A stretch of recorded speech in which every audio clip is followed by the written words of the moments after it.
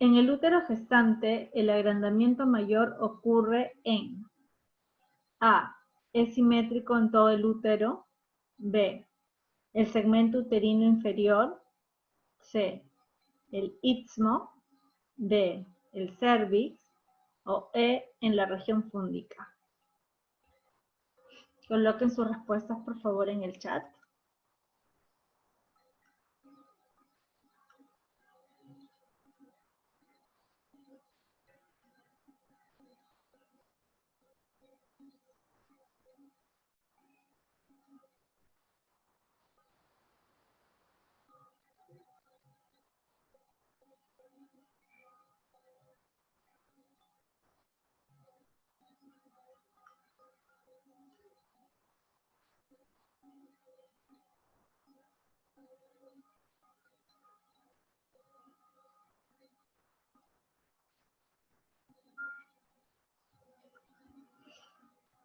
Chicos, anímense a responder. Si se van a cometer algún error o tienen alguna confusión, ese es el momento de hacerlo. Para que cuando vayan al examen ya tengan las cosas fijas y más claras. Lancen su respuesta.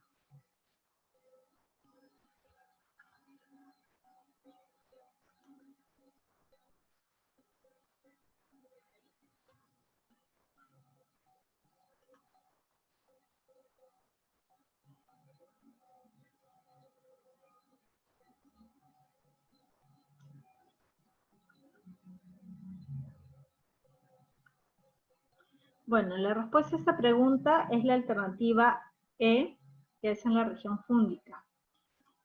En el útero se va a formar el segmento. El segmento es una parte del útero que no está presente en un útero en su estado basal. El útero en su estado basal tiene dos partes, el cuerpo y el cervix. Y el istmo es la unión entre el cuerpo y el cervix. El istmo se va a elongar y eso va a formar ya en la paciente después de las 32 semanas el segmento. Entonces ahí no está formado el istmo ni el segmento recién se forma a las 32 semanas. Entonces lo que crece es la parte de la región fúndica del útero, es la que empieza a elongarse de acuerdo a la edad gestacional. Entonces, esa es una pregunta, por ejemplo, anatómica, puntual, precisa, de conocimiento, ¿no? Una pregunta tipo. En obstetricia se van a dar cuenta que la mayoría de las preguntas son de conocimiento 100%. O sea, no hay, salvo los casos clínicos que sí se tiene que evaluar, razonar, pero después las otras preguntas son bien tipo, bien directas de conocimiento. Y lo vamos a ver en el transcurso de las clases con las siguientes preguntas. Pregunta 2.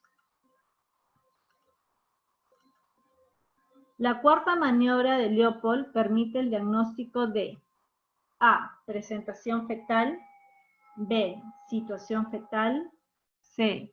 Posición fetal. D. Encajamiento fetal. E. Ninguna de las anteriores. A ver, sus respuestas.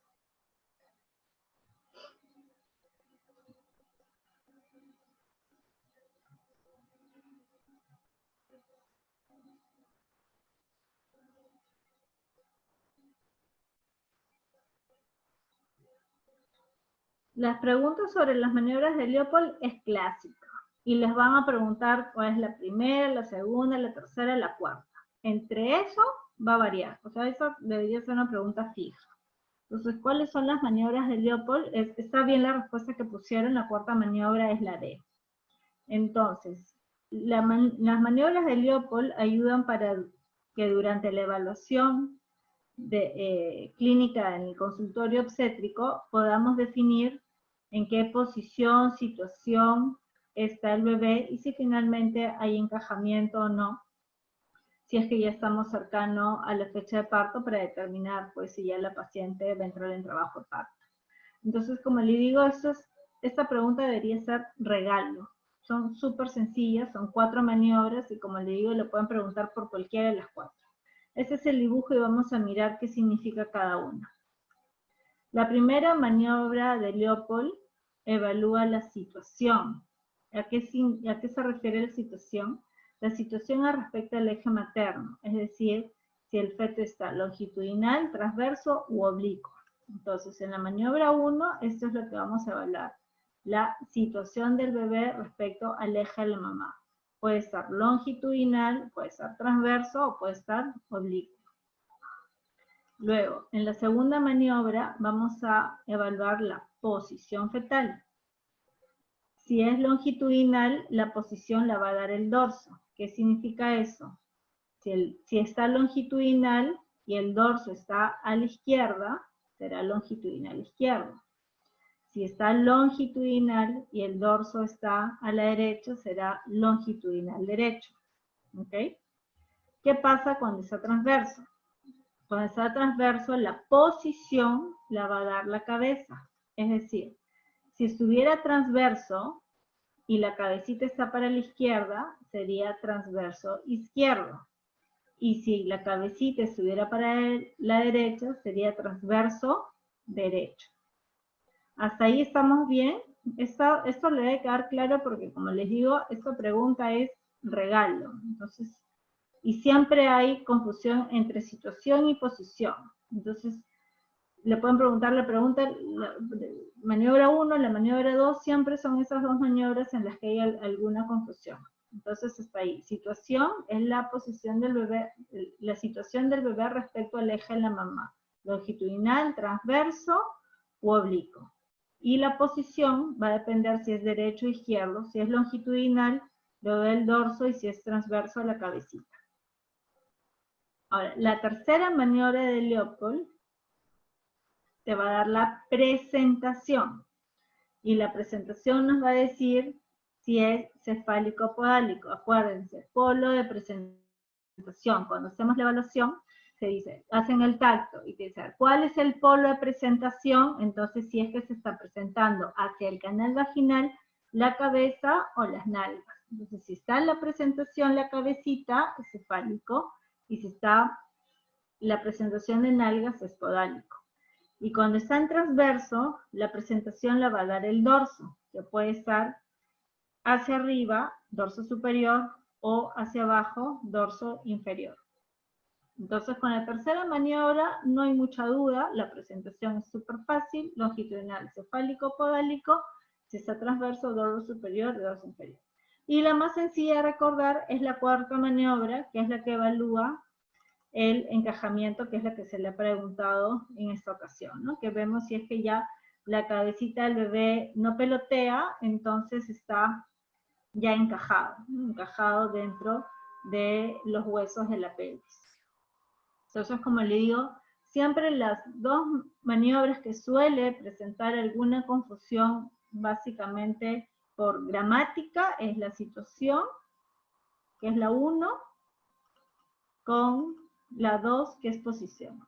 Si ustedes tienen claras estas dos, la tercera y la cuarta son fáciles, presentación y encajamiento. Y esta es una cuestión netamente de gramática.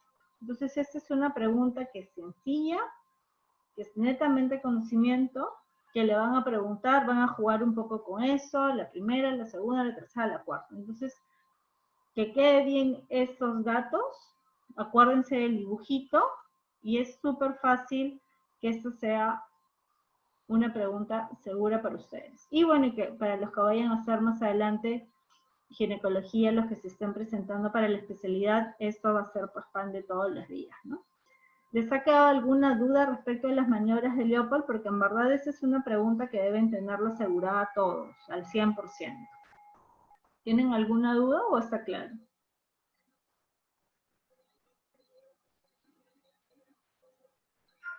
Bueno, como no escriben, asumo que les debe haber quedado claro.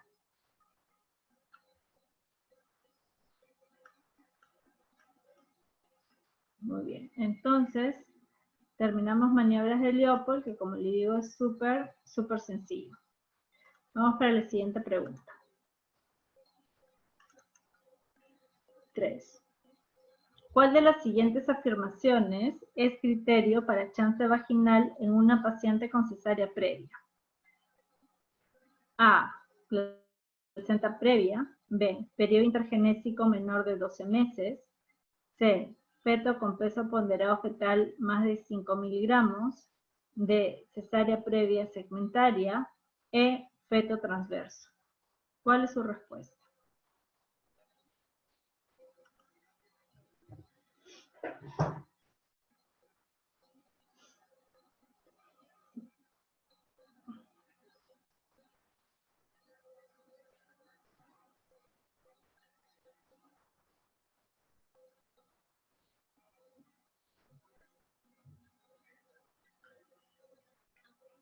Cada vez estamos trabajando en función de disminuir la tasa de cesáreas, porque se ha visto que a largo plazo la cesárea igual es una cirugía que tiene sus complicaciones, y la mejor vía de parto es la vía de parto vaginal. Entonces, hasta hace unos años, a la paciente que ya alguna vez había tenido un primer parto por cesárea, se le decía que ya necesariamente todos los demás debían ser cesáreas. Eso es un concepto que ha cambiado en el tiempo. Sin embargo, para que se dé el parto vaginal por cesárea, sí se deben cumplir algunos criterios que es importante que los tengan claros. Uno de ellos es el periodo intergenésico, que se considera que sea mayor de 18 meses, y es el tiempo que en los estudios se ha visto que disminuye el riesgo de ruptura uterina, porque finalmente al momento de hacer una cesárea se hace un corte en el músculo del útero, el cual obviamente luego se sutura, pero ese músculo va a pasar por un proceso de cicatrización. Entonces, para que este proceso de cicatrización se dé de forma adecuada, se plantea que un tiempo mayor de 18 meses es el adecuado para que la paciente nuevamente pueda intentar un parto vaginal. Y estamos hablando de los 18 meses en función a la fecha del parto, no a la fecha en que la paciente queda embarazada. Que la cicatriz de la cesárea anterior sea no corporal. En la pregunta, la respuesta era la cesárea previa segmentaria, que es el lugar donde se hace habitualmente la incisión en el útero en una cesárea, a término. Y les hago este hincapié porque acá puede variar un poco la pregunta. Por ejemplo, les podrían poner paciente, gestante de 32 semanas, que viene por feto podálico, ingresa a cesárea de emergencia, y la paciente pregunta si en el siguiente embarazo podría tener chance vaginal, por ejemplo. Ahí la respuesta sería no. ¿Y por qué? Porque el segmento recién se forma a partir de las 32, entre las 32 y 33 semanas. Entonces, cuando se hacen cesáreas pretérminos de 30, de 28 semanas, incluso hasta de 32 semanas, aún no hay segmento. Entonces, es una forma indirecta de hacer dos preguntas. Uno, saber cuándo se forma el segmento, y obviamente saber que si no hay segmento, la incisión ha sido corporal. Y si es corporal, no tiene indicación de tener chance vaginal en el siguiente parto. ¿Ok? Entonces, se debe conocer que la cicatriz ha sido en el lugar del segmento, y para eso tiene que haber sido una cesárea en una gestante ya a término. El peso ponderado fetal menos de 3,500. Bien, es cierto, los criterios para considerar macrosomía han cambiado. Hasta hace un año se consideraba un feto macrosómico más de 4 kilos, pero en esta última consenso del ACOG han cambiado ese criterio, y ya para considerar un feto macrosómico han subido a 5 kilos, y eso con la idea de dar un punto más a favor de que se pueda dar un parto vaginal. Sin embargo, se sabe que sobre los 3,800 kilos o 4 kilos aumentan también los riesgos de distocia de hombros y algunas otras complicaciones. En todo caso, para el chance vaginal sí todavía se sigue considerando un peso de menos de 3,500. Obviamente que no exista ninguna otra contraindicación obstétrica en el momento. O sea, si es un feto que viene en podálico, en transverso, una paciente con placenta previa, que de por sí ya tiene una indicación de cesárea, ya eso lo define, independientemente de cuál haya sido su vía de parto anterior. Y algo que también es importante es que la paciente lo desee. Es bien importante ya algo que se está trabajando desde hace varios años, es el consentimiento informado de la paciente y tomar decisiones en conjunto. Está cambiando ya un poco la función del médico paternalista, en el que nosotros decidíamos y la paciente hacía lo que el médico le decía. Ahora estamos en una medicina, y es la medicina que están viviendo ustedes, es una medicina de consenso entre nosotros como médicos, especialistas, le explicamos a los pacientes, les ponemos los pros y los contras de cada situación, pero al final se toman las decisiones de forma compartida con los pacientes. Entonces es bien importante que la paciente lo desee.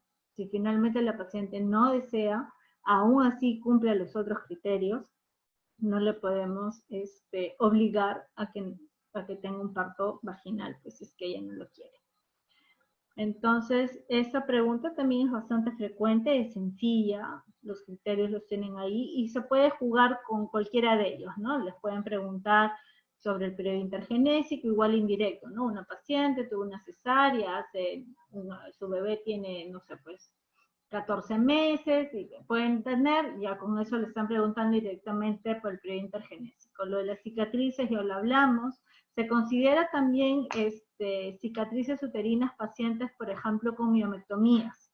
Entonces podrían ponerle un ejemplo, ¿no? Una paciente que ha sido, se le ha hecho una miomectomía hace un año y está gestando, puede tener parto vaginal, sí, no. Entonces la miomectomía finalmente también es una incisión en el útero, corporal obviamente porque la paciente no está gestando, y se considera también como que está contraindicado que ahí se le dé chance vaginal. Entonces un poquito con estos datos se pueden jugar y armar varias preguntas. Entonces, pero si tienen claros cuáles son los criterios, va a ser sencillo poder responder cualquiera de ellos, ¿ok? Siguiente pregunta. En relación con la etiología del RCIU, señale el factor más frecuente. A, enfermedad hipertensiva. B, rubiola. C, alcoholismo. D, drogadicción. E, tabaquismo. Pongan sus respuestas, por favor.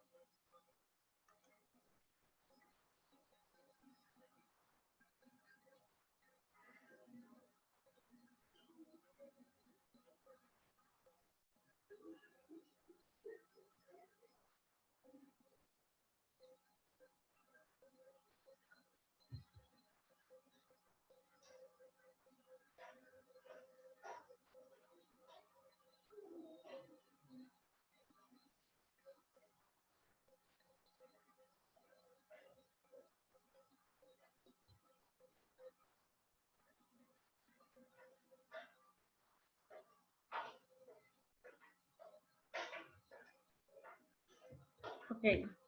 Con respecto al RCIU, efectivamente, como estaba colocando la mayoría, la causa más frecuente es la enfermedad antihipertensiva, que es la preeclampsia.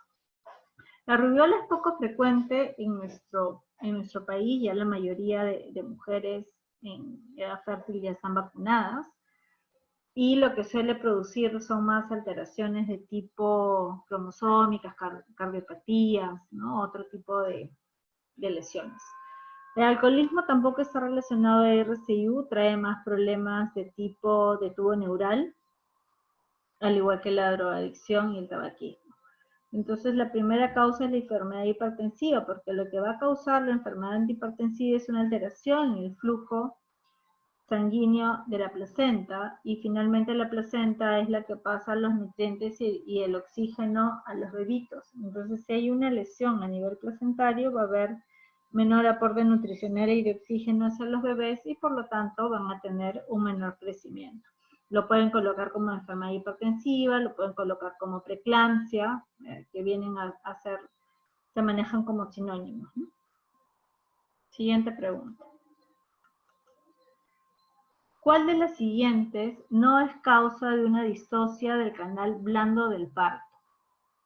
Estenosis vaginal. B, leiomioma cervical. C, condilomas acuminados gigantes. D, septum vaginal circular. E, lie cervical de alto grado. ¿Cuál es su respuesta?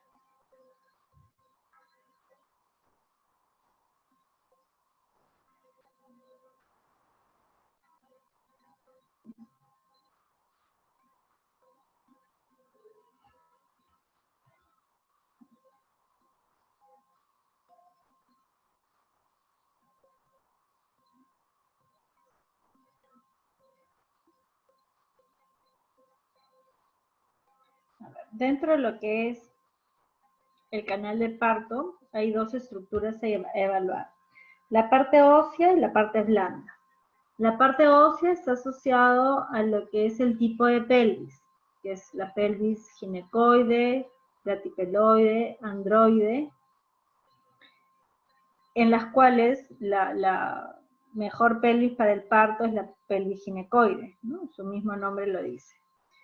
Y ahora, las partes blandas está asociado a lo que es el tejido adiposo, los músculos, lesiones cervicales, el septum vaginal, ¿no? Que son los, se me evita la palabra, los tabiques vaginales. Y dentro de esta pregunta les estábamos poniendo, pues la estenosis vaginal sí sería una distocia de partes blandas, que es algo congénito, un leiomioma cervical que obstruye a nivel del cuello, que impide que se dilate adecuadamente. Como revisamos en la clase de ginecología, los miomas son estructuras duras, que son benignas, pero que crecen del mismo músculo del útero, del miometrio. Entonces, el cervix, en el momento del trabajo de parto, se ablanda, lo vamos a ver en su momento, se ablanda, se acorta para poder dilatarse, y entonces al tener ahí una estructura dura no va a permitir que haga este proceso de ablandamiento y dilatación. Los condilomas acuminados gigantes también pues producen obstrucción a nivel del canal del parto, y adicionalmente también, como dato les digo, cuando los condilomas están en el canal del parto no se da chance vaginal porque puede haber contagio hacia el bebé. Se puede dar sin chance vaginal si es que las lesiones de los condilomas están fuera del canal vaginal. Pueden estar en los genitales externos o en la cara interna de los muslos. Eso no es una contraindicación para el parto vaginal, pero sí cuando se encuentran en el canal del parto, dígase alrededor del cérvix o en vagina. El septum vaginal circular, que vendría a ser un tabique vaginal que circunda la vagina, ¿no? Y eso hace que disminuya el lumen vaginal. Cuando los tabiques vaginales son longitudinales, es decir, que son paralelos al canal vaginal, ahí sí se podría tener chance vaginal, porque la mayoría de estos tabiques son laxos y cuando va naciendo el bebé, se retira, se pega hacia una de las paredes, o incluso se pueden cortar en el momento del trabajo del parto y no habría contraindicación. Pero cuando son segmentos o tabiques circulares, sí. El IE cervical de alto grado no produce ninguna lesión. Acuérdense que todo lo que son lesiones precáncer, incluso a veces ni siquiera son visibles ectoscópicamente, clínicamente. El diagnóstico se suele hacer con un Papá Nicolau o con una colposcopía, entonces no es una lesión grande que obstruya el canal del parto. ¿Ok? Muy bien. Siguiente pregunta. Una gestante de 36 semanas acude a emergencia por presentar súbitamente hemorragia por vía vaginal indolora. ¿Cuál será el diagnóstico más probable? A. Desprendimiento prematuro de placenta, en siglas DPP. B. Rotura uterina. C. Placenta previa. D. Vasa previa. E. Placenta acreta. Marquen su respuesta, por favor.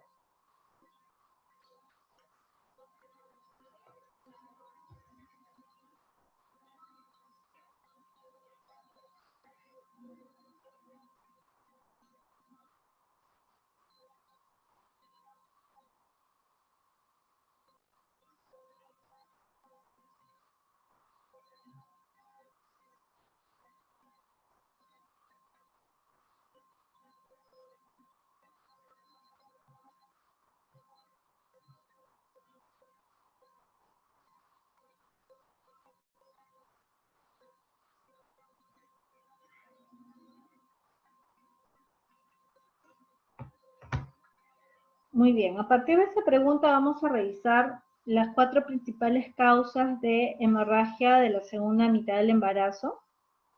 Cada una clínicamente, o bueno, teóricamente tiene algunas características que la diferencian la una de la otra.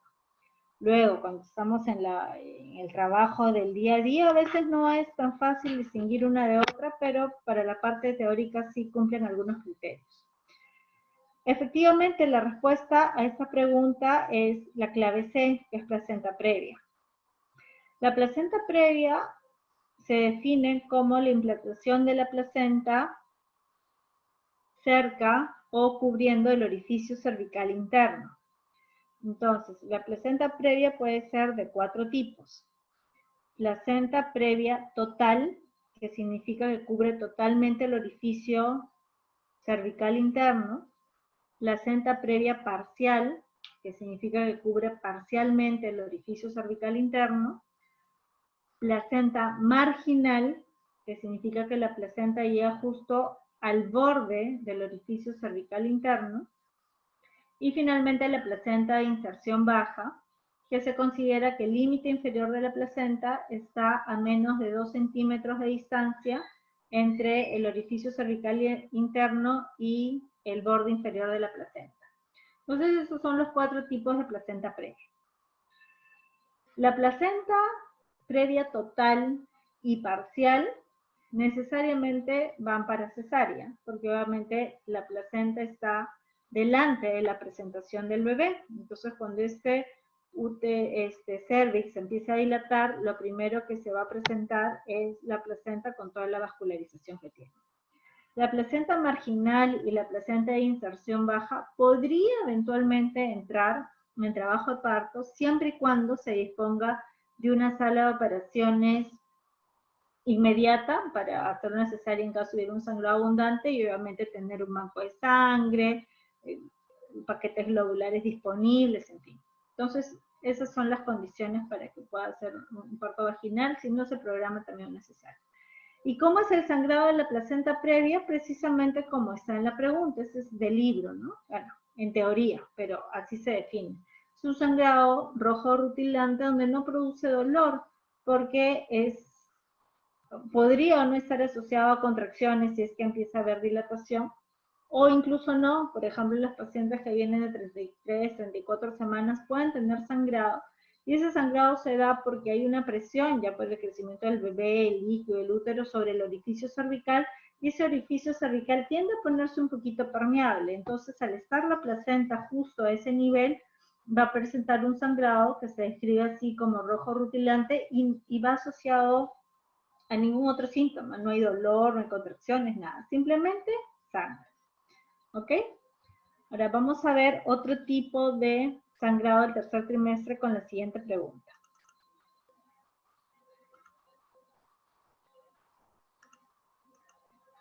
Gestante de 39 semanas que presenta dolor intenso en útero asociado a sangrado rojo oscuro. ¿Cuál es el diagnóstico más probable? Igual tenemos el desprendimiento prematuro de placenta, rotura uterina, placenta previa, basa previa y placenta creta. Marquen su respuesta, por favor.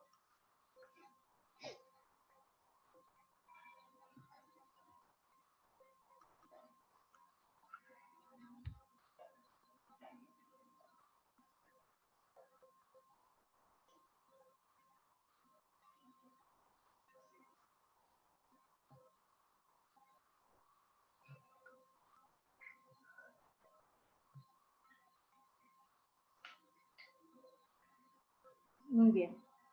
Aquí la respuesta es desprendimiento prematuro de placenta. Obviamente ya placenta previa, lo habíamos visto con la pregunta anterior, ya no era. Y esta también es la descripción característica del DPP.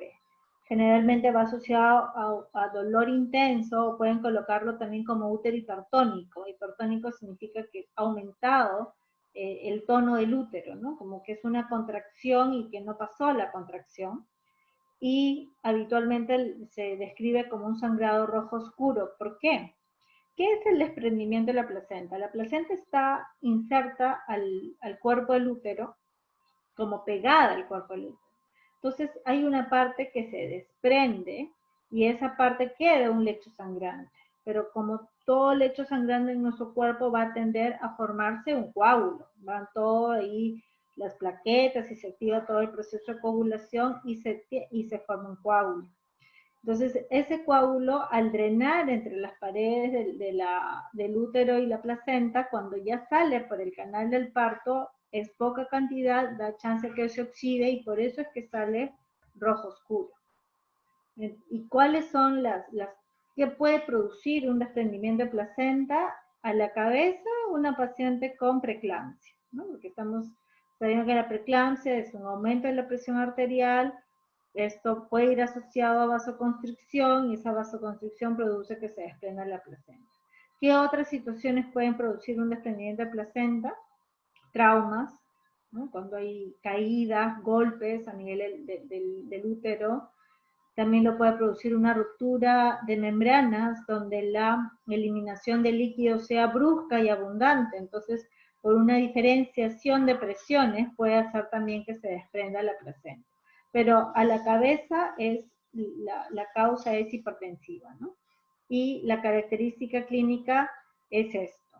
El útero hipertónico, lo pueden poner como doloroso y asociado a un sangrado rojo oscuro. Una complicación mayor del desprendimiento de placenta que también podrían preguntar es por el útero de Cuvelier. ¿En qué consiste el útero de Cuvelier? Es cuando este coágulo que se forma entre la placenta y el miometrio va aumentando de tamaño y va como infiltrando las paredes del miometrio, porque este coágulo va creciendo, va creciendo, va creciendo, de acuerdo a la cantidad de placenta que ya se va desprendiendo, y empieza a infiltrar el miometrio. Entonces a esto se conoce como útero de Cuvelier. Entonces podrían preguntarle también, el útero de Cuvelier está asociado a DPP, ritutrina, placenta previa, basa previa, placenta creta, entonces está asociado a DPP. ¿Ok? Entonces esas son las preguntas típicas del DPP, y el sangrado por el DPP se describe así, ¿no? Rojo oscuro con contracciones intensas, largas o útero hipertónico, cualquiera de esas opciones les van a plantear. Siguiente pregunta, también sobre el mismo tema.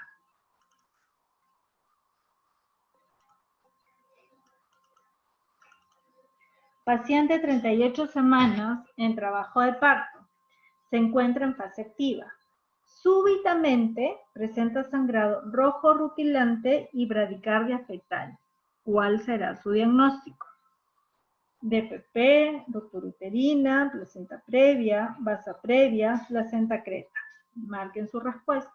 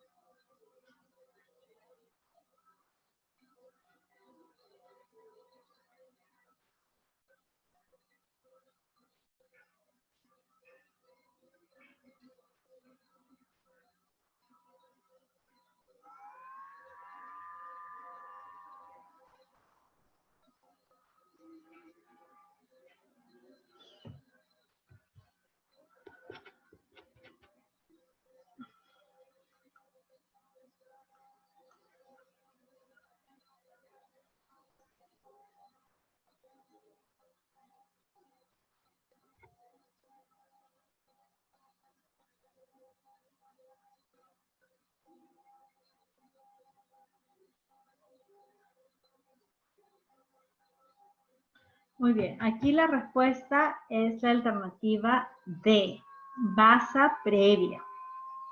Y vamos a explicar por qué. Una paciente en trabajo de parto, sangrado rojo rutilante es un sangrado activo, abundante. Y eso se da cuando con la dilatación se exponen los vasos del cordón. La basa previa es que el cordón está por delante de la presentación del bebé y está cubierto solo por una membrana muy delgada. Entonces esta membrana se rompe y sale la sangre del cordón umbilical, por eso se llama basa, de vasos, y por eso es que hay bradicardia fetal inmediata, porque es la sangre que iba hacia el bebé. Entonces un sangrado rutilante cordón con bradicardia fetal, eso es pasa previa. Varios han marcado ruptura uterina. La siguiente pregunta es clásica ruptura uterina. Bueno, ya les voy avanzando, también es la única opción que queda, pero quiero que noten la diferencia. ¿Qué es lo que pasa en la ruptura uterina? Entonces, en la siguiente pregunta ya no les voy a decir que pongan su respuesta porque ya se las dije, pero vean el contexto. Para una ruptura uterina tenemos acá el caso de una paciente de 32 años en trabajo de parto, quien súbitamente presenta cese de la dinámica uterina.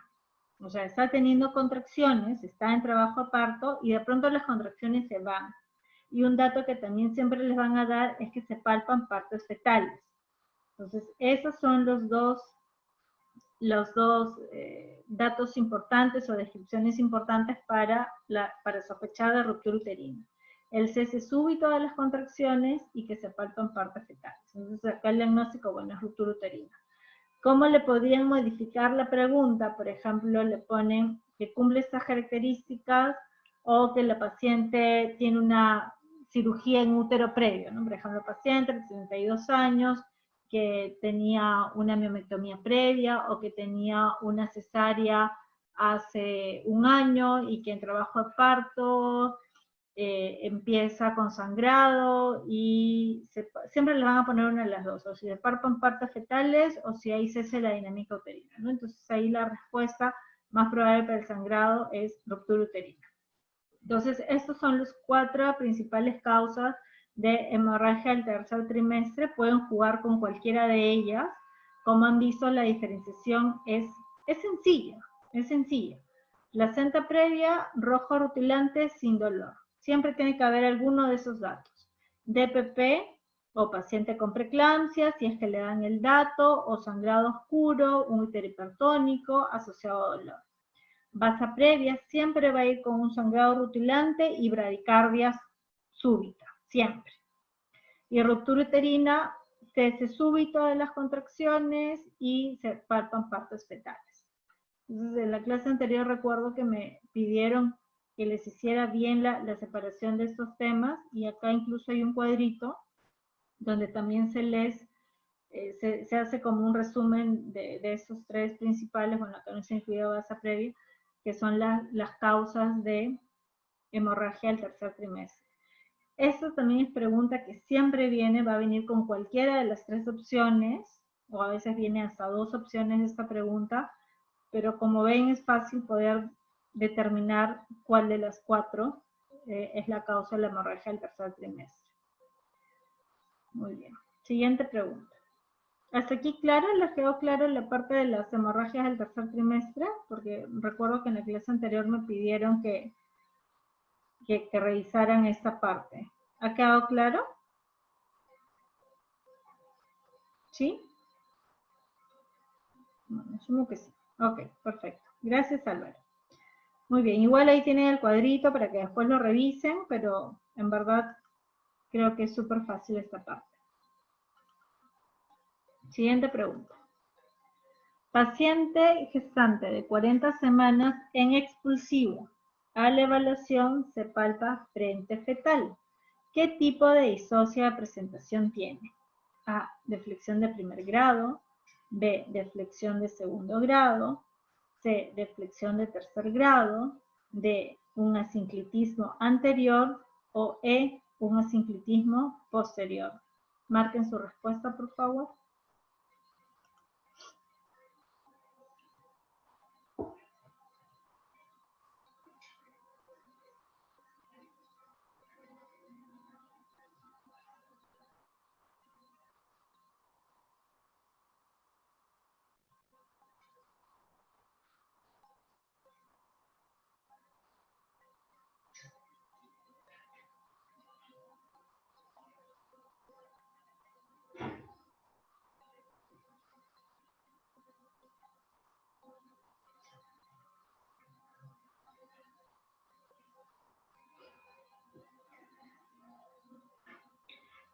Muy bien, aquí la respuesta es la alternativa B, deflexión de segundo grado.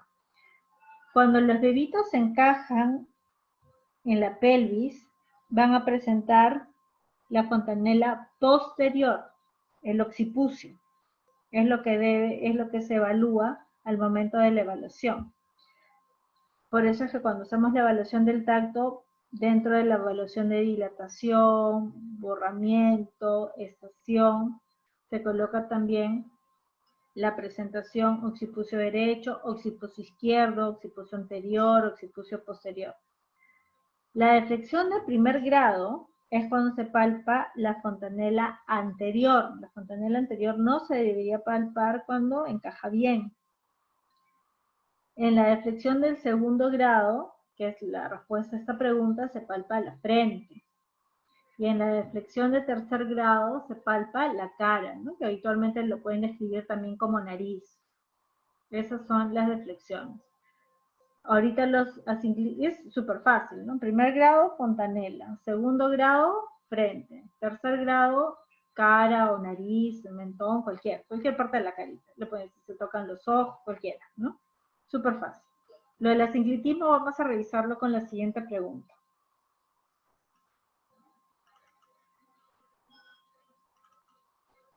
Paciente gestante de 37 semanas que se encuentra en expulsivo. Al examen se palpa la línea sagital hacia el pubis.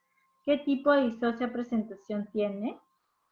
Deflexión de primer grado, segundo grado, tercer grado, asinclitismo anterior o asinclitismo posterior. Bueno, ya les he soplado la mitad de la respuesta.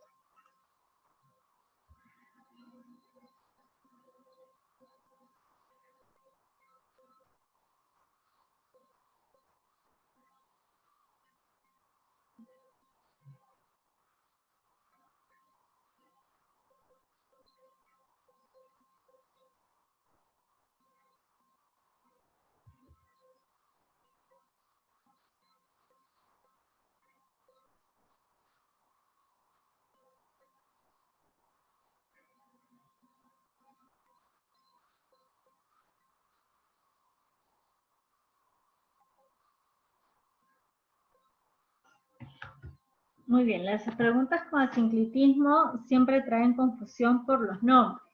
Les digo que eso es al revés. Aquí en la pregunta, la respuesta correcta es la alternativa E. El asinclitismo, si bien es cierto, se evalúa en base a la línea sagital. Si está hacia el pubis, la línea sagital va a estar anterior, pero lo que se va a palpar va a ser el parietal posterior. Y aquí lo vamos a ver. Entonces, lo de las deflexiones que ya habíamos hablado, ¿no? Se palpa la fontanela anterior en la de primer grado, segundo grado la frente, tercer grado se palpa cara. Los asinclitismos, como les digo, es lo inverso. Si la línea sagital está hacia el pubis, asinclitismo anterior es cuando se palpa el parietal anterior, es decir, la sutura sagital está hacia la parte de atrás, hacia el promontorio. Entonces lo que se palpa es el parietal anterior y eso es un asinclitismo anterior. El asinclitismo posterior se palpa el parietal posterior, lo que significa que la sutura sagital está hacia el pubis. Y cuando está sinclítico, que es como debe ingresar el bebito al canal de parto, la sutura sagital va hacia el centro para que el bebito pueda encajar. ¿Quedó claro la parte sobre todo de los asinclitismos? Las deflexiones creo que eso es fácil. Y lo del asinclitismo es lo que siempre juegan con esa palabrita, ¿no? Anterior, posterior, y siempre les van a dar la orientación de la sutura sagital. Bien raro que les pongan parietal anterior porque ahí sí hay correlación. Siempre la correlación es inversa con la dirección de la sutura sagital. Si la sutura está hacia el promontorio, es decir, hacia la parte posterior, el asinclitismo es anterior. Si la sutura está hacia el pubis, es decir, la sutura hacia la parte anterior, el asinclitismo es posterior porque se palpa el parietal posterior. Es fácil, solamente es un juego de palabras. ¿Les ha quedado claro? ¿Sí? Muy bien. Entonces, continuemos.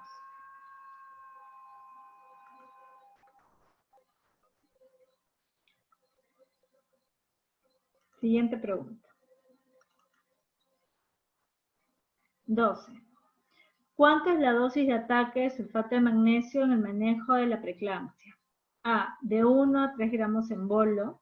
B, de 4 a 6 gramos en bolo. C, de 7 a 9 gramos en bolo. D, de 10 a 12 gramos en bolo. E, de 13 a 15 gramos en bolo. ¿Cuál es la respuesta?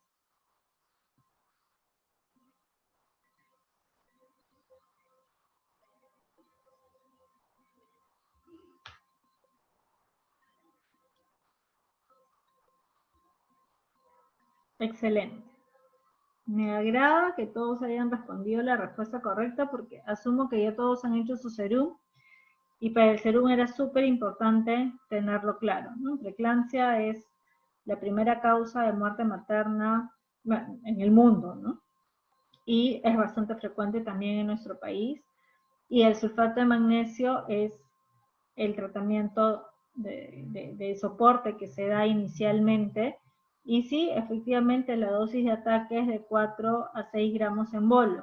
También les pueden preguntar por la dosis de mantenimiento. La dosis de mantenimiento es de 1 a 2 gramos por hora, ¿no? Entonces pueden trabajar con cualquiera de las dos dosis. La dosis en bolo de 4 a 6 gramos y la dosis de mantenimiento de 1 a 2 gramos por hora. ¿Ok? Vamos a ver la siguiente pregunta que también es sobre sulfato de magnesio. Una paciente con preeclampsia está recibiendo sulfato de magnesio. Presenta disminución de reflejos osteotendinosos. La causa más probable es A, eclampsia. B, intoxicación por magnesio. C, es normal que presente hiporreflexia. D, hipotiroidismo subclínico. ¿Cuál es la respuesta?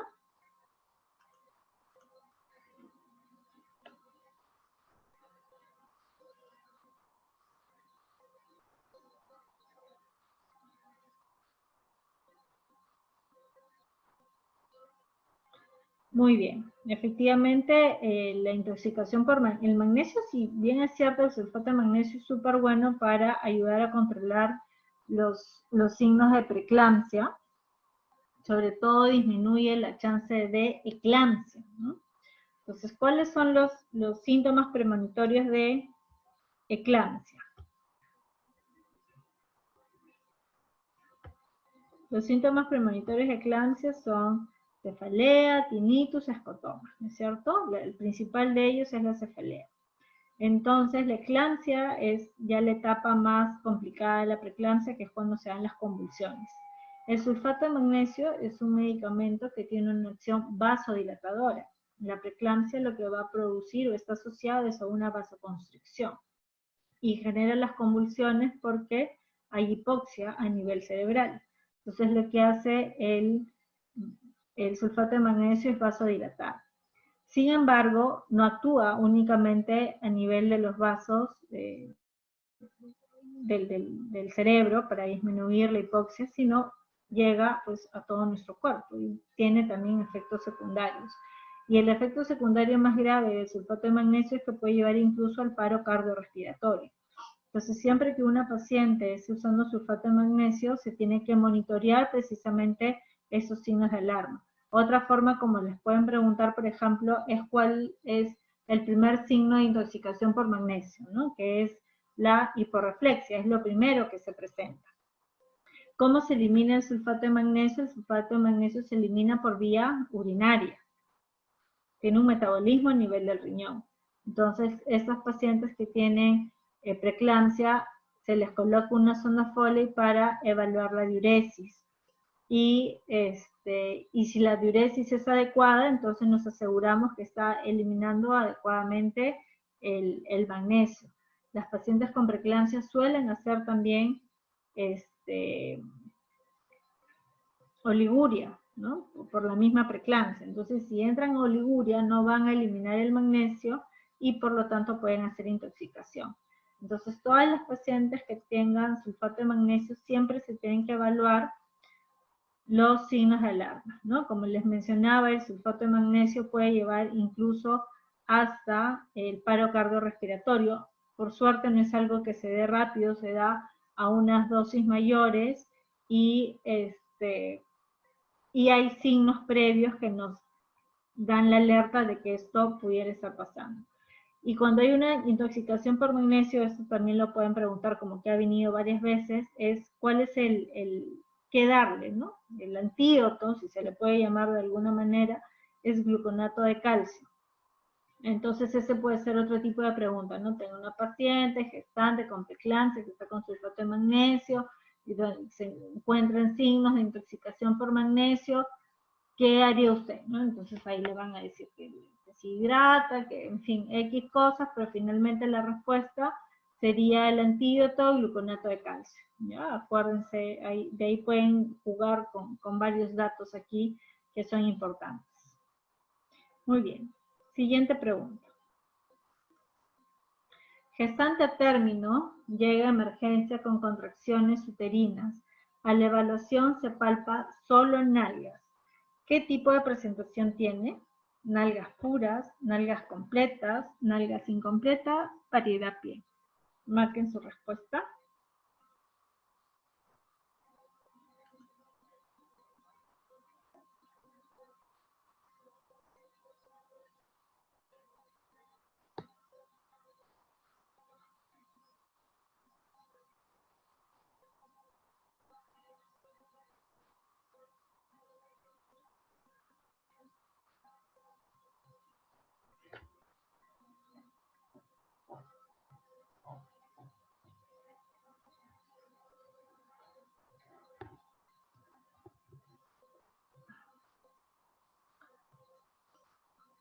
Muy bien, aquí la respuesta es nalgas puras. Acuérdense, si solo se presentan nalgas, es puras nalgas. Las nalgas completas significa que está completo. Nalga con los dos piecitos. Completo. Nalga con piecitos. Está completo. Nalgas incompletas es que es las nalgas con solo un pie. Y finalmente la variedad pie es que se palpa el pie. Entonces acá siempre viene la confusión entre nalgas puras, nalgas completas. Pero es fácil de recordar. Puras nalgas, entonces nalgas puras. Y completa es que ya es la nalguita más los piecitos. Acá igual tienen un resumen, solo nalgas, los muslos están extendidos hacia adelante, en nalgas completas es nalgas con ambos pies, el bebito está flexionado, nalgas incompletas, eso es fácil de recordar, las nalgas con uno de los dos pies y variedad pie es la más fácil de recordar. Siempre la confusión viene entre esas dos primeras, puras o francas, también le dicen, y las completas. Pero acuérdense, completa es que está completo, las nalgas con los dos piecitos. Y ahí ya pueden jugar si muslos flexionados, extendidos, en fin, pueden jugar un poquito con esas palabras, pero la idea es que tengan la imagen clara en la cabecita, ¿ok? Pregunta 15. ¿Cómo se denomina el periodo que transcurre desde que se produce la ruptura de membranas hasta que inicia el trabajo de parto? Fase latente, fase activa, periodo de latencia, periodo latente. Marquen su respuesta, por favor.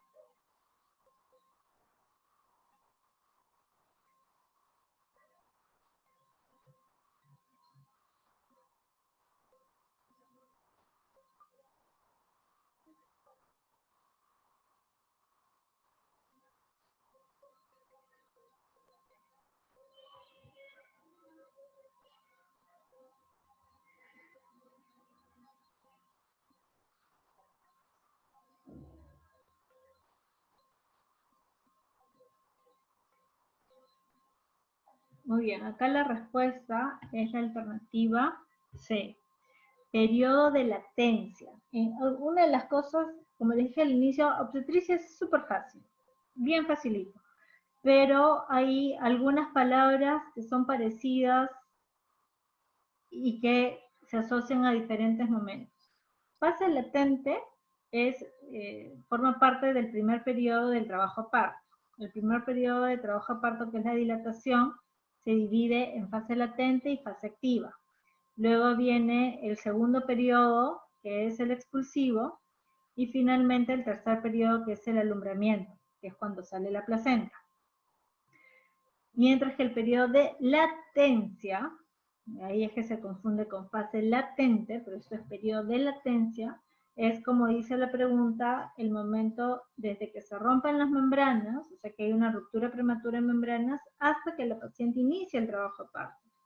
Y esto, tiempo puede ser variable, tanto así que, por ejemplo, si tenemos una ruptura de membranas en una paciente pretérmino, ¿no? 32, 33 semanas, la idea es que se pueda retrasar el trabajo de parto para ayudar a que se maduren los pulmones del bebito, se le pueda dar neuroprotección, que por cierto el sulfato de magnesio también es útil para dar neuroprotección a los bebitos pretérminos antes de que nazcan. Y ese periodo de latencia puede durar mucho tiempo, incluso a la paciente se le da antibióticos para prevenir la coriamnionitis, entonces el periodo de latencia puede durar un día, 2 días, 3 días, hasta más, una semana, en fin, es muy variable. En una paciente término igual, una paciente término puede romper membranas y todavía no estar en trabajo de parto, pero sí en una paciente término se asume que después de que rompe membranas puede empezar trabajo de parto casi el 90% de los pacientes en las primeras 48 horas, ¿no? Entonces se puede esperar tranquilamente hasta que empiece el trabajo de parto sin que, obviamente monitoreando que no vayan a haber signos de infección. Entonces, esta pregunta es bien clásica, siempre viene precisamente porque estas palabritas son parecidas, fase latente y periodo de latencia. Entonces, lo que está asociado al tiempo entre la ruptura de membranas y el inicio del trabajo de parto es periodo de latencia. Y la fase latente y fase activa forman parte del primer periodo del trabajo de parto, que es el periodo de dilatación. Luego viene el segundo periodo, que es el expulsivo, que desde que la paciente llega a 10 de dilatación hasta que nace el bebé. Y el tercer periodo es el alumbramiento, que es cuando ya sale la placenta. ¿Ok? Entonces, esta pregunta siempre viene, es con truco, es fácil diferenciarla, no vayan a caer aquí porque ya ahorita estamos haciendo la salvedad. Muy bien, pregunta 16.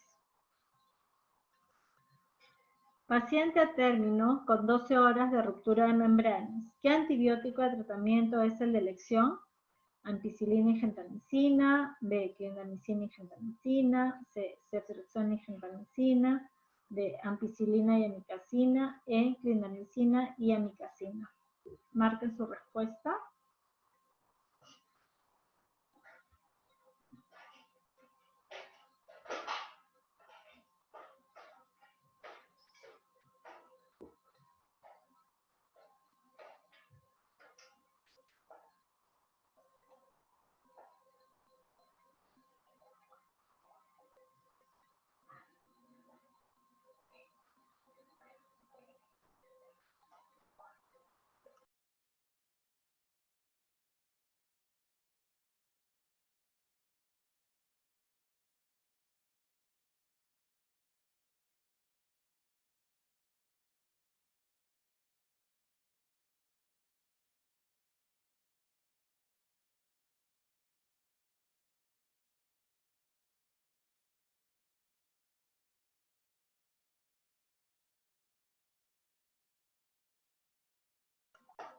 Muy bien, acá la respuesta es la alternativa A, ampicilina y gentamicina, es los antibióticos de elección en una paciente a término.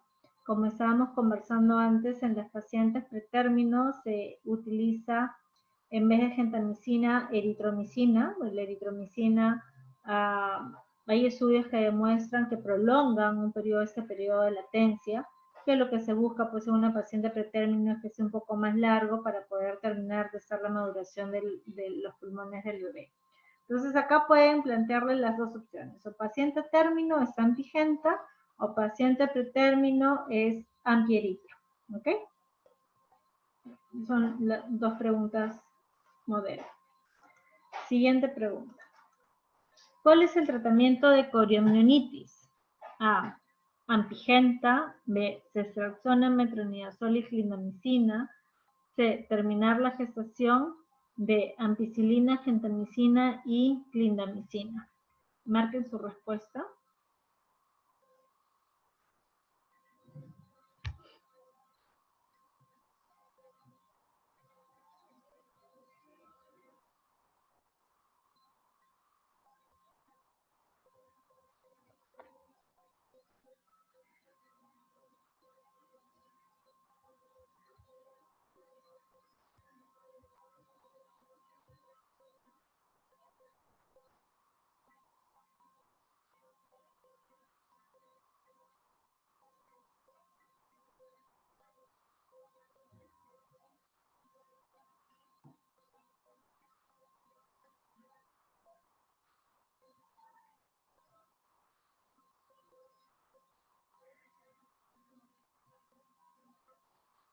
La respuesta para esa pregunta es la alternativa C. Lo que se maneja como antibióticos es la ruptura prematura de membranas, donde lo que se da es un antibiótico profilaxis. Generalmente se inicia el tratamiento antibiótico después de 12 horas de ruptura de membranas.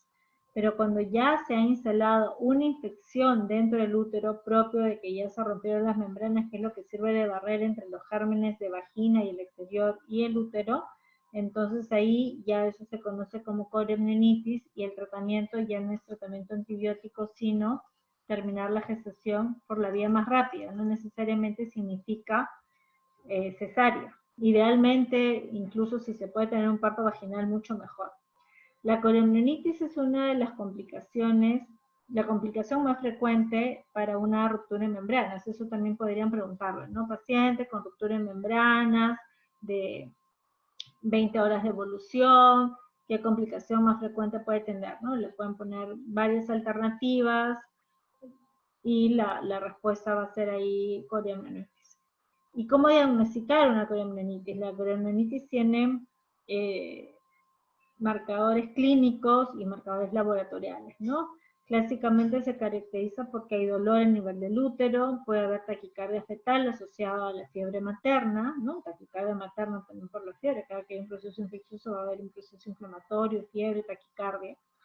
Y el gol estándar es que uno evalúa a la paciente y ve que sale un líquido purulento, ¿no? Por el orificio cervical. El laboratorio se hace con amniocentesis, la presencia de leucocitos de más de 50 por campo predomina en polimorfos nucleares, una glucosa baja, menos de 40, una tinción gram positiva y finalmente el líquido que se manda a cultivo sale positivo. Entonces aquí también pueden jugar un poquito, también algo que se pregunta con frecuencia son las características, las laboratoriales no mucho, siempre suelen preguntar más por las características clínicas de coriomionitis, ¿no? Entonces le pueden preguntar cuál de los siguientes es un marcador clínico de coriomionitis, ¿no? Entonces, o usted puede sospechar coriomionitis si la paciente tiene cuál de los siguientes síntomas o signos, ¿no? Y les colocan ahí. Entonces acá también se puede jugar un poquito con las alternativas y como ven es sencillo. Pregunta 18. En una gestante de 32 semanas de gestación en no labor de parto con preeclampsia sin signos de severidad, ¿cuál es el mejor esquema a seguir? A. Terminar gestación en el momento. B. Maduración pulmonar y terminar gestación. C. Maduración pulmonar y esperar que inicie trabajo de parto espontáneo. D. Maduración pulmonar y esperar que presente signos de severidad.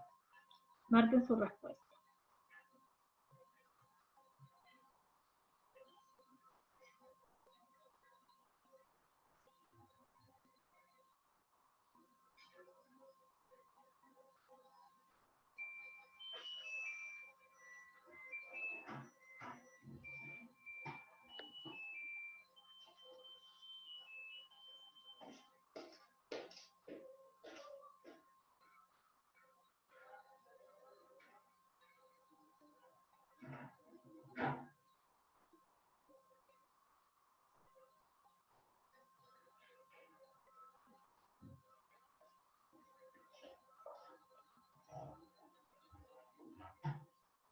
Muy bien, aquí la respuesta es la alternativa B.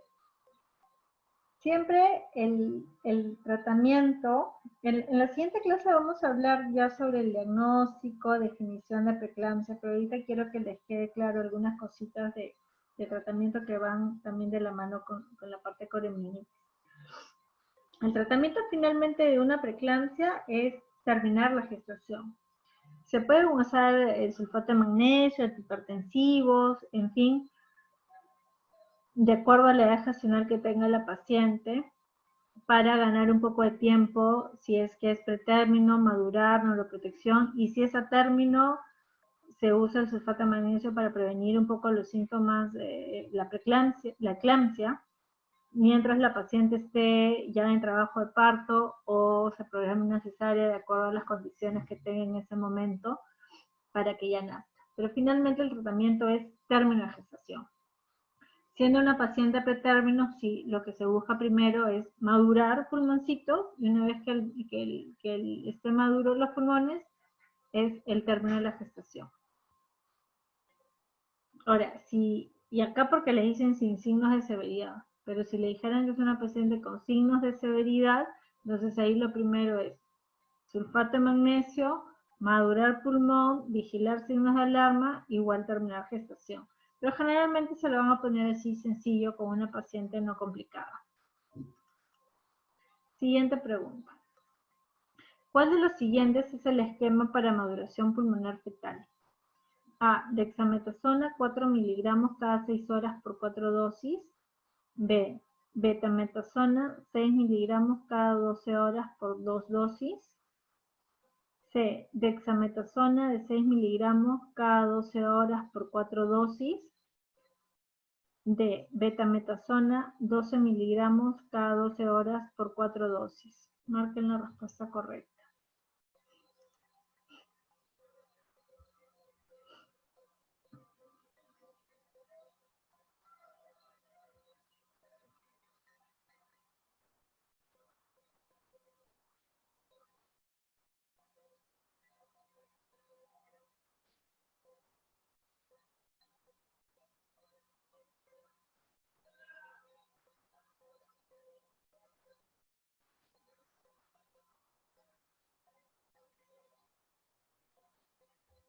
Muy bien, esta pregunta es netamente de conocimiento. La respuesta es C. Perdón, la respuesta es la letra C. Solamente hay dos esquemas para maduración pulmonar fetal y son estos de acá. Se puede usar betametasona o dexametasona. La dexametasona se usa 6 miligramos cada 12 horas por 4 dosis. Y la betametasona se usa 12 miligramos cada 24 horas por 2 dosis. O sea, se usa solamente una vez al día y son 2 dosis. Si se dan cuenta, acá hay un truquito fácil para recordar. 6 por 4, 24 y 12 por 2, 24. Doble mitad, doble mitad. Dexa, 6 por 4, cada 12, ¿no? Y betametasona, 12 por 2, 24, cada una vez al día. Entonces, esto es, aquí no hay nada que pensar. Solamente acordarse las dosis es una pregunta que debería ser un regalo y veo que la mayoría se confundió ahí. Entonces hay que tener claro las dosis y la secuencia, ¿ok? Es sencillo, no hay mucho que explicar en esta parte. Solamente no se confundan con las dosis. Y se puede dar indistintamente cualquiera de las dos. No, para lo que se busca, que es maduración pulmonar fetal, las dos tienen el mismo efecto. Siguiente pregunta. ¿A qué se denomina alumbramiento dirigido? Cuando se realiza tracción para extraer la placenta. B. Cuando se espera que el alumbramiento se dé en 30 minutos. C. Cuando se colocan 10 unidades de oxitocina en bolo al momento que sale el hombro anterior. D. Cuando se introduce la mano en la cavidad uterina para extraer la placenta. Marquen su respuesta, por favor.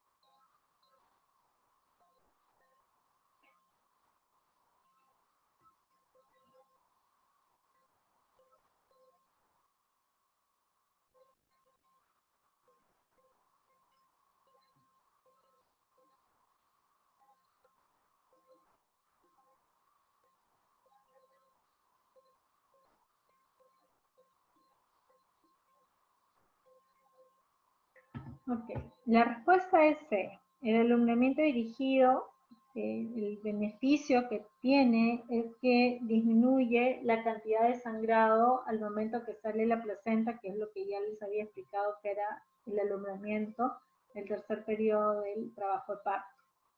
Entonces, cuando se coloca oxitocina, en el momento que está saliendo el hombro anterior del bebé, se produce, y se coloca en bolo, se produce una rápida contracción del útero. Como ya habíamos visto, la oxitocina es la hormona que actúa para contraer el músculo uterino, y al darse esta contracción rápida, hace pues que la placenta se desprenda más rápido del lecho en el que se encuentra y genera también constricción en los vasos que quedan libres cuando se desprende la placenta y por lo tanto disminuye la cantidad de sangrado en el alumbramiento, ¿no? Entonces esa es la ventaja de hacer alumbramiento dirigido y ahora es algo que ya es estándar, ¿no? En todas las atenciones de parto está indicado hacer el alumbramiento dirigido. Muy bien. Siguiente pregunta. ¿Qué significado tiene la P del G para? A, partos a término. B, partos pretérminos. C, abortos. D, hijo actualmente vivos. Marquen su respuesta.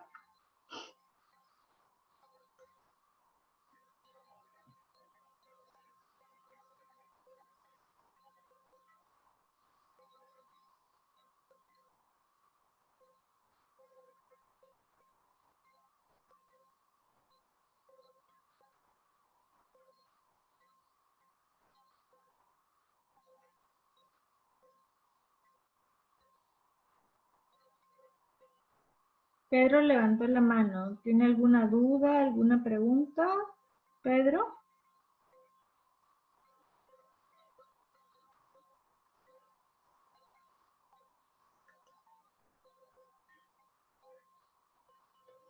Ok, el G para es fácil. Vamos a mirarlo acá. Ok, Pedro. Vamos a mirarlo acá. Acá la respuesta era la pregunta, era la alternativa A, ¿no? Partos a término. El G para es fácil, lo pueden plantear las preguntas de varias formas. Te pueden dar, por ejemplo, el describirte la cantidad de embarazos, hijos vivos, ¿no? Paciente de tantos años, que tiene 3 hijos y tuvo 2 abortos, ¿cómo sería su G para? ¿No? Y pueden jugar un poco con eso. La idea es que tengan claro qué significa cada letra de esta sigla. El G es el número de gestaciones en total que ha tenido la paciente. La P es el número de partos a términos. La primera A es el número de partos pretérminos. La R son abortos, embarazos ectópicos o molas. Y el A, finalmente, es el número de hijos que tiene actualmente vivos la paciente. Entonces, si ustedes tienen claro qué significa cada letra, pueden jugar con eso, con lo que sea de números que le den.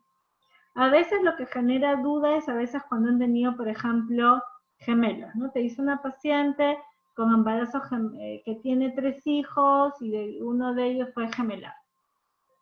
Entonces, los gemelares se consideran que es un embarazo, pero son 2 partos. Entonces, por ejemplo, si yo tuviera una paciente que ha tenido, vamos a ponerlo así facilito, no solo 2 hijos y que son gemelos. ¿Cómo sería su gesta para? Sería G1, porque tuvo una sola gestación, para 2, ha tenido 2 partos, 0, asumiendo que fue a término, 0 A0, R0 y A2, ¿no? Sería G1, 2, 0, 0, 2. Y así por el estilo se puede empezar a jugar. Siempre con lo que les va a generar dudas y siempre le van a poner es si les ponen gemelos. Pero los gemelos siempre se considera una sola gestación y 2 partos. Porque finalmente nacen 2 bebés, es un parto por cada bebé. Pero es una sola gestación. Y de acuerdo a eso, teniendo claro qué significa cada letra, ustedes pueden empezar a jugar. Les recomiendo algo, cuando le pongan ese tipo de preguntas, ustedes escriban ahí al costadito su G para, y de acuerdo a lo que van leyendo, van poniéndole palitos en cada letra, ¿no? Te dice, tuvo un parto pretérmino, 2 a término, así mismo primaria, y al final suman sus palitos y ponen el número total. Esa es una forma súper fácil de rellenarlo. Y acuérdense siempre, gestación, la G, el número de gestaciones totales, los gemelos se considera una sola gestación, y le pueden decir gemelos, trillizos, lo que sea, es una sola gestación. El P ya es el número de partos, si son gemelos han sido 2 partos, si son trillizos son 3 partos. No, el dato del parto pretérmino siempre se lo van a dar, el dato de los abortos también, tuvo un aborto, 2 abortos, un ectópico. Acuérdense que ahí en la R no solamente entran los abortos, embarazos ectópicos y las molas. Y finalmente A es la cantidad de números de hijos que tienen vivos actualmente. Entonces es sencillo recordar esta parte y van jugando con los numeritos de acuerdo a lo que le coloquen en la pregunta, ¿ok? Pregunta 22. Paciente de 22 años, gesta 3, hablando del GEPARA, gesta 3 para 0020 de 20 semanas por fecha de última regla. FUR significa fecha de última regla. Acude a emergencia por presentar dolor pélvico y sensación de bulto en vagina. Al examinarla se encuentra dilatación 4 y membranas prominentes. ¿Cuál es la etiología? Tiene coriamnionitis, tiene una amenaza de parto pretérmino, tiene un aborto en curso o tiene una incompetencia cervical. ¿Cuál es su respuesta?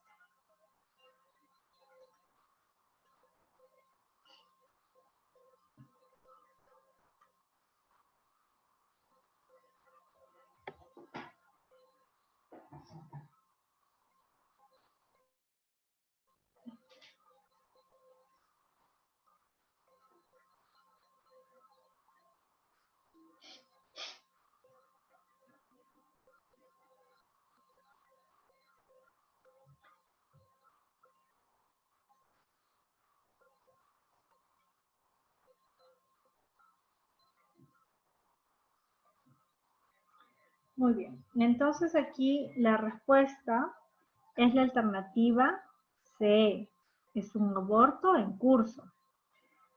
Recuerden que en la clase anterior vimos la definición de aborto y aborto se define como cualquier pérdida de la gestación de menos de 22 semanas o que el bebé pese menos de 500 gramos. Entonces, ahí le están dando la edad gestacional, son 20 semanas, ¿ok? Entonces, hasta ahí ya es aborto. Tiene dolor pélvico y sensación de bulto en vagina, le examinan, está en dilatación, o sea, ya está el cuellito dilatado, y las membranas son prominentes. Entonces, ¿cuál es la diferencia entre los tipos de aborto en curso? Acá les he puesto solo aborto en curso, pero no les he hecho la diferenciación entre un aborto en curso inminente o inevitable. ¿Cuál es la diferencia? El aborto en curso inminente, las membranas están íntegras. Entonces, como en esta pregunta, entonces si yo hubiera querido complicarles más la respuesta, les podría haber puesto aborto en curso inminente, o les hubiera puesto aborto inminente o aborto inevitable. El aborto en curso puede ser inminente, cuando las membranas están íntegras, como en esta pregunta, o aborto en curso inevitable, que es cuando ya las membranas están rotas. Esos son los dos tipos de aborto en curso. La incompetencia cervical no va con dolor. ¿Qué es la incompetencia cervical? La incompetencia cervical es cuando la presión que se va generando dentro del útero vence la fuerza de las fibras musculares del cuellito y este cuello se abre, se empieza a abrir por presión del tamaño del útero, del líquido, y se abre desde la parte interna del orificio cervical interno hacia la parte externa. Y es lo que ecográficamente en alguna pregunta les pueden decir, ¿no? Paciente que viene a su evaluación de 13 semanas, 16 semanas, y se visualiza imagen en embudo a nivel del cervix, ¿no? O se le pueden poner el signo de Fanelli también, ¿no? Eso está asociado a la incompetencia cervical y no va con contracciones, porque no hay dolor, no es un efecto de una contracción, sino es por presión de la cavidad uterina. Me dice Giancarlo, ¿el aborto en curso inminente puede ser evitable? O sea, como tratamiento sí, se puede, ya con 4 dilatación no se puede hacer el cerclaje, porque por eso también le podrían preguntar, no, pero sí se maneja médicamente, ¿no? Reposo absoluto, se le puede dar progesterona a la paciente, de alguna manera se puede ganar tiempo de acuerdo a cómo esté la paciente, para que a veces llegue pues semana 24, 26, 28, que pueda ser medianamente viable el bebé, ¿no? Mientras que en un aborto inevitable, que ya está las membranas rotas, ahí sí ya no es, pues, ya no hay mucho que tratar, ¿no? Ahí más bien hay que valorar en algún momento los signos de infección y hay que valorar un poco entre la mamá y el bebé, un bebito que no es viable pues a las 20 semanas, y más bien tratar de conservar el útero de la mami, que no se infecte, que no vaya a tener alguna complicación para gestaciones futuras. Entonces, quedó claro lo que es el embarazo en curso inminente del inevitable. El inminente, membranas íntegras. Inevitable, membranas rotas. La incompetencia cervical no va con dolor. Y en la incompetencia cervical también les pueden poner lo del signo de Fanelli o la imagen en embudo que se puede ver en la ecografía. ¿Okay? Amenaza de parto pretérmino, algunos lo pusieron, pero parto ya no era, pues no le estamos poniendo semana 20. Para considerarse parto pretérmino tendría que ser a partir de la semana 22.1, que sería pues un parto inmaduro entre las 22 y 24 semanas. Se considera parto inmaduro. Y a partir de las 24 en adelante, parto pretérmino extremo, parto pretérmino tardío. Bueno, ahorita no se dan bolas con esos términos, pero para fin de cuentas, menos de 22 semanas, aborto, después de las 22 semanas 1, y estaríamos hablando de partos pretérminos, ¿ok? Siguiente pregunta.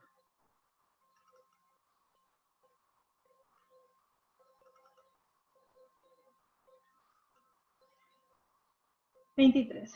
¿Cuál es el antibiótico de elección para profilaxis en cesárea? Clindamicina, cefalexina, ceftriaxona, gentamicina. Marque su respuesta, por favor.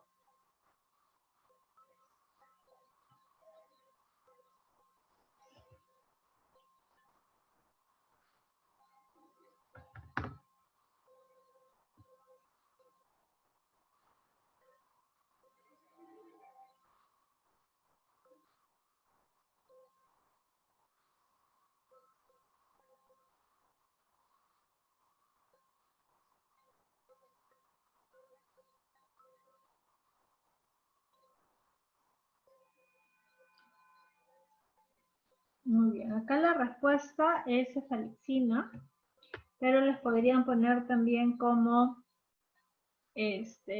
cefalosporina de primera generación, de tercera generación, aminoglucosio, en fin. Entonces, la ceftriaxona es una cefalosporina de tercera generación, no se usa para profilaxis, se usa para tratamiento. Entonces, para profilaxis se usan las cefalosporinas de primera generación, que vendría a ser la cefalexina en este caso. ¿Okay? Esta pregunta también viene siempre y es sencilla, pues, ¿no? Conocimiento 100%. 24. ¿Cuál es el principal factor de riesgo asociado a pielonefritis en gestación? A. Bacteriuria asintomática no tratada. B. Hidronefrosis bilateral. C. Litiasis renal. D. Cistitis crónica. ¿Cuál es la respuesta para ustedes? Muy bien. La respuesta es la alternativa A. Esta pregunta también viene de cajón siempre. Y es bueno que lo tengan claro porque también para el manejo, ¿no? ¿Y cómo se define bacteriuria asintomática? ¿Alguien me podría decir?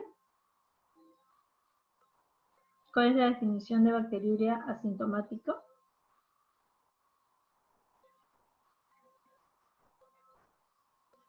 ¿No? ¿No se anima?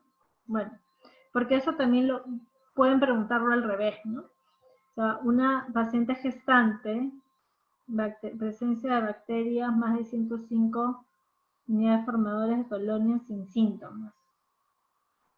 Ah, ya, más de 100.000. Ok, sí, efectivamente. Entonces acá también pueden jugar un poquito con esos temas, ¿no? Claro, en el urocultivo sin síntomas, más de 100.000 unidades formadoras de colonias, sí. Porque acá, muchas veces, para esa pregunta, también lo que hacen es ponerle un examen de orina patológico, pero paciente sin síntomas. Entonces les ponen, ¿no? Paciente gestante de, no sé, 30 semanas X, que viene con examen de orina y le ponen ahí, ¿no? Leucocitos más de 10 por campo y no sé qué, no sé cuánto, paciente sintomático. ¿Cuál es el diagnóstico? Y no se marca bacteriuria sintomática, porque el diagnóstico es con urocultivo, no con examen de orina, ¿ya? Entonces ténganlo en cuenta porque a veces también lo ponen así. Y entonces el diagnóstico de bacteriuria sintomática es una paciente gestante que no tiene síntomas y que al urocultivo se encuentra más de 100.000 unidades formadoras de colonias. También pueden, ahora, si le ponen que la paciente sí tiene síntomas, entonces ya no sería una bacteriuria sintomática. Eso también es bien frecuente que lo pongan, ¿no? Gestante de tantas semanas, que viene con disuria, tenesmo, y lo primerito que te ponen en la primera alternativa es bacteriuria sintomática. Entonces ahí ya no sería una bacteriuria sintomática, ahí ya sería directo una infección urinaria. Se da tratamiento, ya no se espera el urocultivo. A diferencia de la bacteriuria sintomática, no se da tratamiento hasta tener hasta hacer el diagnóstico con un urocultivo, ¿no? Obviamente una vez que se tiene ya el resultado del urocultivo que es positivo y la paciente es asintomática, sí se da tratamiento porque se ha visto que la bacteriuria asintomática en gestante tiene hasta 14% más de posibilidad de producir una pielonefritis. Y una pielonefritis ya se considera un proceso infeccioso complejo que ya merita tratamiento antibiótico, generalmente endovenoso, y que puede aumentar el riesgo también de coriomionitis por difusión de los gérmenes vía sanguínea, ¿no? Entonces, esa es la importancia de tratar la bacteriuria sintomática. Entonces, pueden jugar un poquito con esto. Pielonefritis, causa principal en gestante, bacteriuria sintomática. El diagnóstico de bacteriuria sintomática se hace con urocultivo positivo. Si les ponen solo examen de orina, no caigan.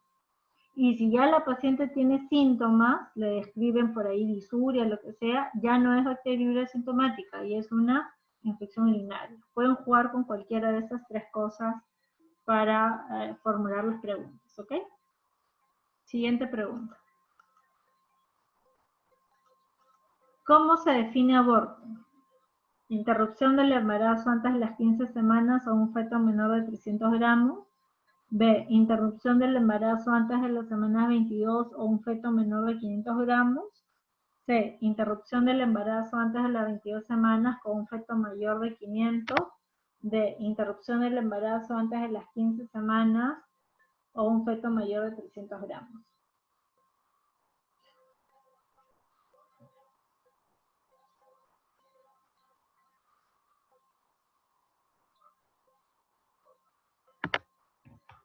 Bueno, eso lo habíamos visto justo en la pregunta en la que hablamos de la pregunta de la gestante de 20 semanas. Efectivamente, la alternativa B es la definición, que es la interrupción del embarazo antes de las 22 semanas o tener un feto menor de 500 gramos. Entonces, definición, aquí no hay mucho que discutir. 26. ¿Cuál es la principal causa de hemorragia puerperal? Desgarros cervicales, desgarros vaginales, retención de restos placentarios, atonía uterina. Marquen su respuesta, por favor.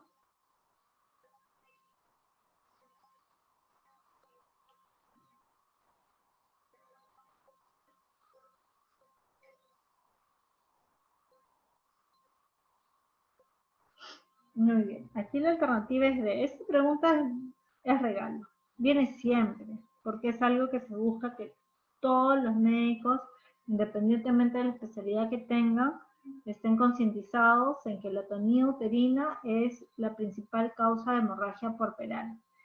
Y se debe saber también cómo se maneja. Acá también les pueden hablar un poquito de las claves. La clave roja es para sangrado, principalmente pues atonía uterina, ¿no? Donde se maneja pues con fluidos, banco de sangre, ¿no? Hay que transfundir a la paciente y hacer todos los tratamientos para mejorar el tono del útero, oxitóxicos, misoprostol. La clave azul es la clave que está asociada a preeclampsia.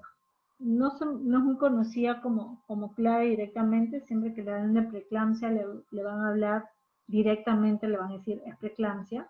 Con atonía uterina sí, en alguna pregunta he visto que a veces han planteado lo de la clave roja, por eso es que se los menciono. La clave roja está asociado a lo que son hemorragias puerperales, no necesariamente solo atonía uterina. Pero la principal causa de atonía uterina, finalmente, pero la principal causa de una hemorragia puerperal, finalmente es la atonía uterina. Pero en esa evaluación de la hemorragia puerperal siempre hay que revisar igual que no hayan desgarros en el cuello, que no vayan a haber desgarros vaginales, hacer siempre un legrado a la paciente y verificar que no queden restos y hacer las maniobras pues para el manejo de la atonía. Pero mientras se va haciendo todo eso hay que ir reponiendo sangre, volumen, porque recuerden que la arteria uterina, ya en un embarazo a término, lleva más o menos 500 cc por minuto cada arteria. Entonces, entre las dos arterias uterinas pasa más o menos 1 litro de sangre por minuto. Entonces, considerando que en promedio una mujer de 60 kilos tiene 6 litros de sangre y con el embarazo aumenta el volumen plasmático en un 20%, tendrá pues 8 litros de sangre en todo el cuerpo, en 2 minutos que ya sangró 2 litros, ya está pues en shock, ¿no? Ya perdió 2 litros de sangre, casi el 20-25% del volumen total. Entonces es una real emergencia donde se activa precisamente la clave roja, que es un trabajo conjunto, y se van monitoreando todos estos parámetros a la vez. Entonces pueden preguntarles también por clave roja, que se aplica para hemorragia puerperal, y la principal causa de hemorragia puerperal es atonía uterina. Siguiente pregunta. ¿Cuál de los siguientes es considerado un factor de riesgo para endometritis puerperal? A. Parto precipitado. B. Parto eutóxico. C. Ruptura de membranas prolongadas. D. Preeclampsia.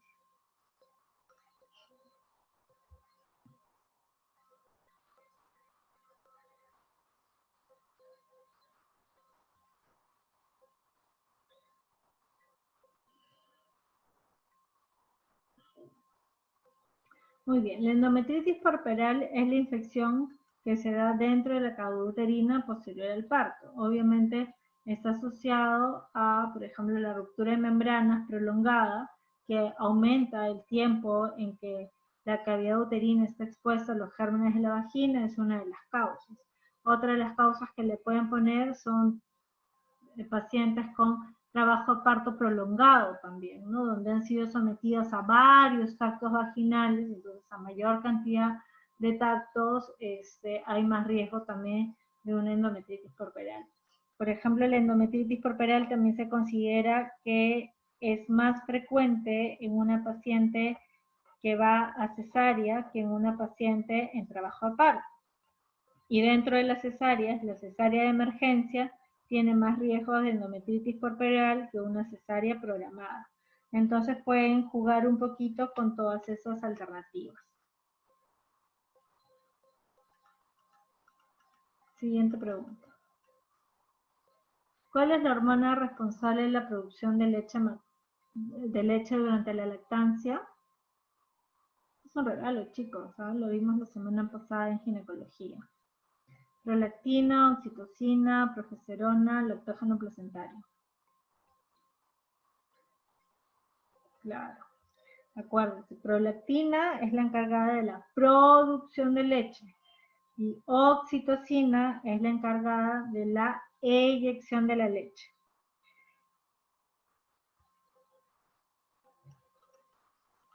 Y la última pregunta de esta noche. A una gestante de 32 semanas se le realiza ecografía de abdomen de control. Llama la atención que presenta hidronefrosis derecha. ¿Cuál es la causa más probable? Una litiasis renal derecha, estenosis uretral derecha, ¿es fisiológico o tiene vejiga neurogénica? Marquen la alternativa que les parezca adecuada.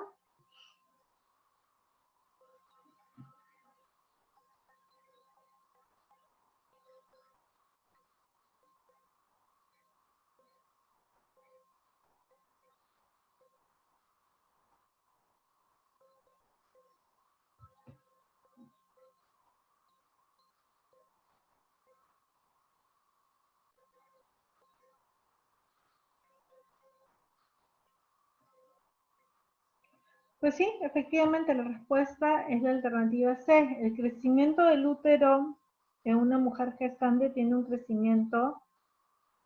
una rotación hacia la derecha, una dextrorotación, lo que hace que ejerza una presión mayor a nivel del uréter del lado derecho y por eso se va a generar una hidronefrosis a ese nivel que luego es reversible, ¿no? Después del parto, que ya el útero involuciona y vuelve a su tamaño normal, ya no se va a ver esta hidronefrosis, ¿no? Es algo temporal.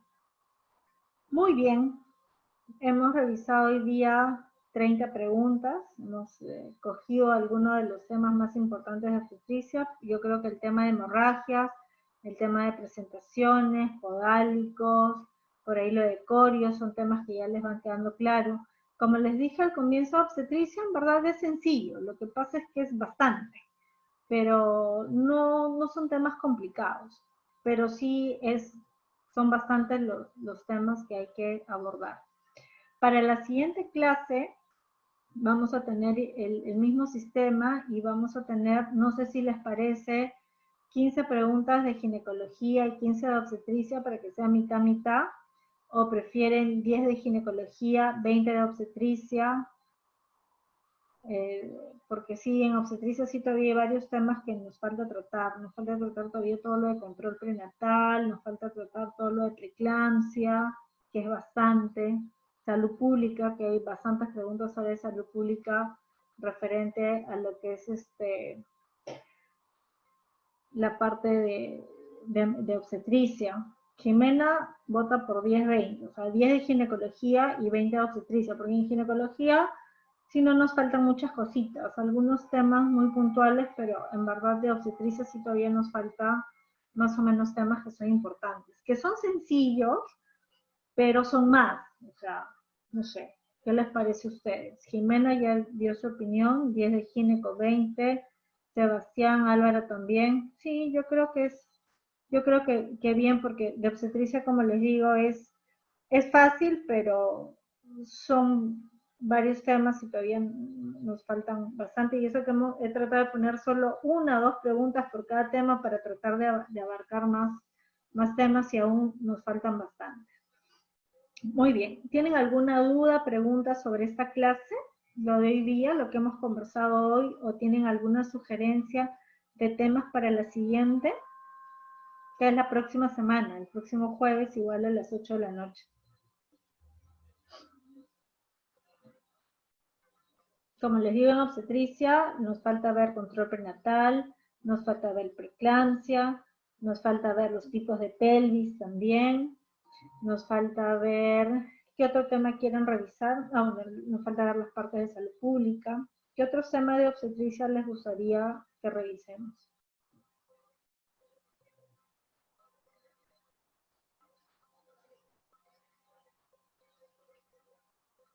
Claro, nos falta diabetes gestacional, las infecciones también. ¿Infecciones en ginecología o en obstetricia? Incompatibilidad RH, sí.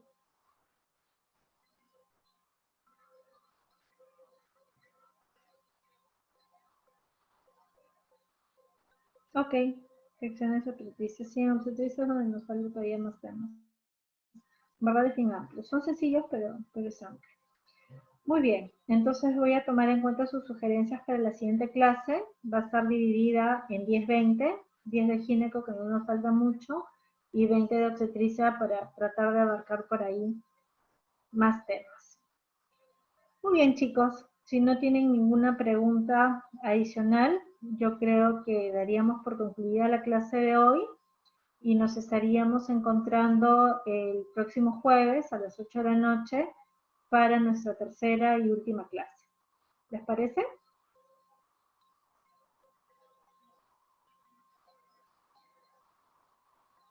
Ok, entonces muchas gracias por su atención.